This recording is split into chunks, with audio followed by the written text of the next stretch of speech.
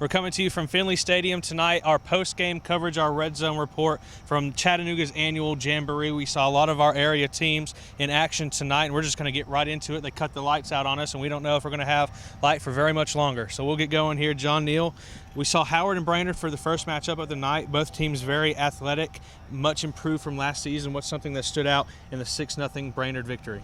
Well, initially when Coach Gwynn gave Tevin Walker the nod, there had been a couple of question marks there from Malik Beavers. Would have might have been the guy for the Brainerd Panthers coming in this season, but tonight Tevin Walker got the nod. They came out in a little bit of a wildcat package. Not many people know it, but it's actually a wide punt formation. Hopefully I didn't give anything away, but it kind of distracts the defense deciding who's eligible on the line of scrimmage, who's not eligible.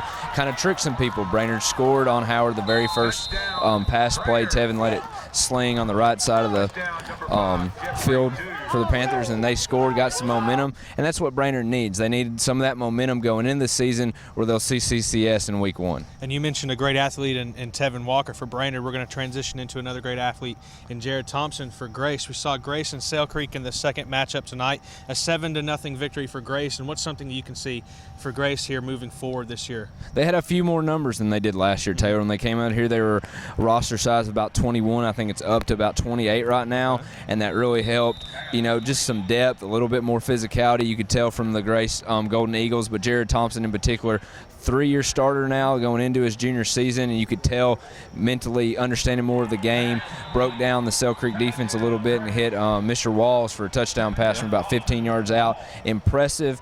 They got to continue. They got to continue to be consistent in the little things, which Grace will be. And I expect a little bit better of a year from the Golden Eagles moving to that new region. Sure, and we're going to move now to our third matchup, a game that a lot of us were excited to see. Tyner CCS matchup where the Rams got the better of the Chargers 14-7, and really a very athletic showing, and Tyner just kind of ran all over the Chargers tonight. John, what was your take on the matchup? I think that was the biggest surprise, but for both teams.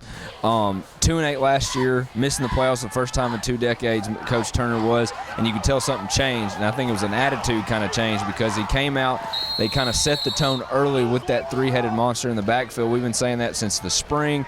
A little bit of dark horse there for the Tyner Rams in Region 3 2A. Marion County, Boyd Buchanan slated above them. Meigs County will be strong this year. But for CCS, with the transition into Mariacas coming from Ridgeland as a defense, you expect to see a little bit more from them, and you didn't tonight.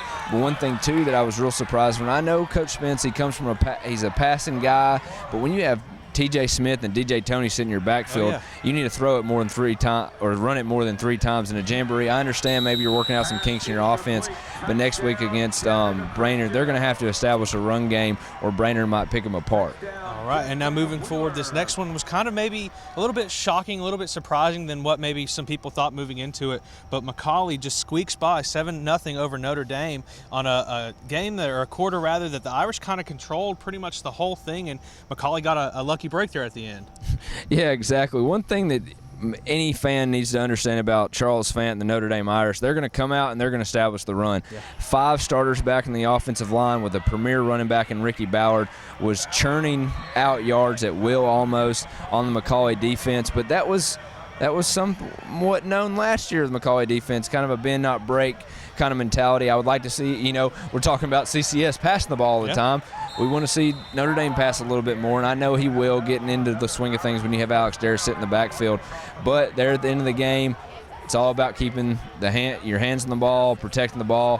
A fumble, scoop and score. McCallie took it for 6, and that's how you win games. You might bend, but don't break, and keep playing. You can't beat someone who never quits. At the end of the quarter, McCallie had more points than Notre Dame, so they have to be the victor there. But moving forward, we have Red Bank and Hickson, a game that was very physical, a 0-0 draw at the end of it, but something that impressed and showed that both teams are very much improved from last season. What's something you can take away from the match? We've been a little bit critical of Chad Grabowski and the Red Bank Lions after that playoff appearance last year, losing a lot of firepower in Malik Davis and some of those other stars, and Courtney Stamper and Miles Smith.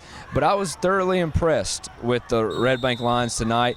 Caleb Tate under center made a couple of good reads, a couple of good throws, and DeMarcus Rivers and Robert Perry and a couple of those other running backs made a couple of cuts that against that Hickson defense was good. You want to see that from the Red Bank Lions, another team that might need one or two little things to go their way on that difficult schedule, and they might be sitting above 500, and that's what they need. They need consistent play at all levels of their team. For Hickson, kind of the same thing. Physical, physical, physical. Yeah. Split back veer for Coach Dan Duff there at Hickson.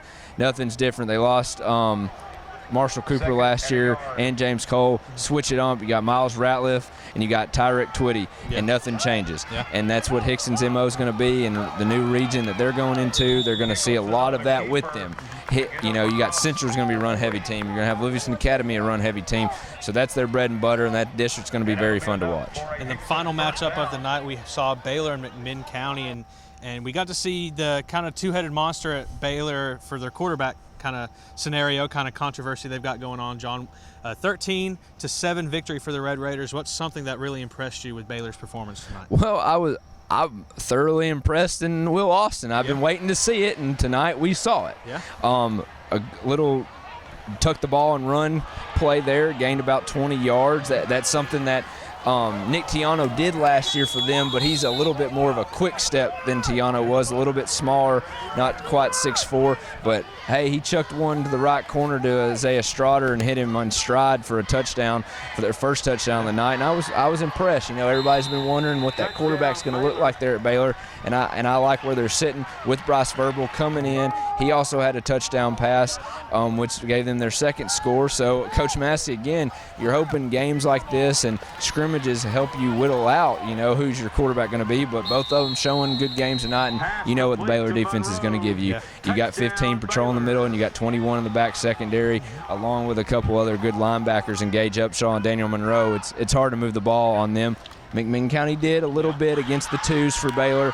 DJ Kimson, if I was Bo Cagle, I'd line up and tell everybody I'm going to give it to 23 about 100 times a game, and we're going to go as 23 goes, kind of like AD and the Vikings. Yeah. But I like DJ Kimson. McMinn County had a good showing tonight against Baylor. But overall, I think the coaches saw what they needed to see tonight, Taylor. They saw their teams get dressed up, come under the lights, fans, big crowd here from Finley Stadium, and kind of get the little jitters out. And some teams might have saw more than, some coaches might be grinning a little bit more than others, but you can't help but get excited for next Friday. Oh, absolutely. Great showing tonight from all teams, and just really excited that football is back now after a long summer. We're really excited to finally get back into the full swing of our coverage, and that's going to basically do it for us tonight here. Be sure to check us out all this upcoming week. We've got live broadcasts coming up, tons of articles on the site, so stay with us, guys, because we've got a lot of great coverage coming your way. But for John Neal, I'm Taylor Ellis signing off from Finley Stadium tonight, and we'll see you guys next time.